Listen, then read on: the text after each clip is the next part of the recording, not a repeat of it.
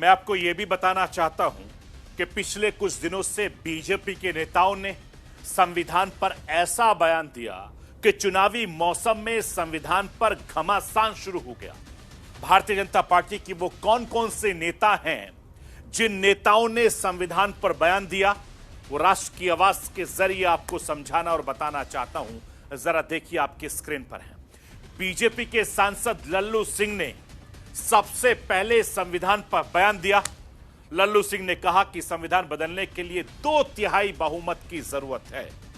नागौर से बीजेपी की प्रत्याशी ज्योति मिर्धा ने भी कहा कि संविधान बदलने के लिए दोनों सदनों में बहुमत की जरूरत है। इसके बाद बीजेपी सांसद अनंत हेगड़े ने कहा कि संविधान बदलने के लिए 400 सीटों की जरूरत है। मेरठ से बीजेपी प्रत्याशी अरुण गोविल ने कहा कि संविधान में समय के साथ बदलाव करना प्रगति की निशानी है। बीजेपी के इन तमाम नेताओं ने बयान को विपक्ष ने चुनावी माहौल में लपक लिया और हिंदुस्तान की जनता से संविधान को बदलने का खतरा बताने लगे। ये तमाम वो नेता हैं कि किस तरीके से एक के बाद एक संविधान पर बयान दिया और इसके बाद लालू प्रसाद यादव से लेकर राहुल गांधी लगातार संविधान को बचाने के लिए जनता के बीच जा रहे हैं, उनको बता रहे हैं कि किस तरीके से ये सरकार संविधान बदलना चाहती है। मैं आपको सुनवाना चाहता हूं लालू यादव क्या कुछ कह रहे हैं और राहुल गांधी, दोनों को सुनिए। ये बोल रहे हैं खुलम खुला कि हम संविधान को बदल रहे हैं।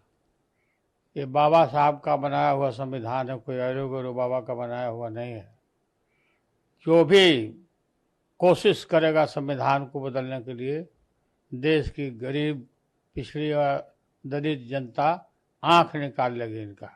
और खबरदार अगर इस तरह का जो साहस किया तो बाबा के बनाए हुए संविधान को बदलने की कोशिश, देश की जनता माफ नहीं करेगी, टॉलरेट नहीं करेगी। और ये घबराहट में बोल रहे हैं सीधा, ये देश में चाहते हैं ये अपना शासन लाना, तानाशाही लाना चाहते हैं। संविधान का बदलने का मतलब लोकतंत्र को बदलना। Some BJP MP saying that they will change the constitution. Let me make it very clear.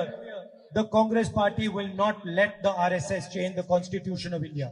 Duty as the Congress party to protect every single Indian, regardless of which community he's from, which state he's from, which religion he practices, where he lives, how he lives.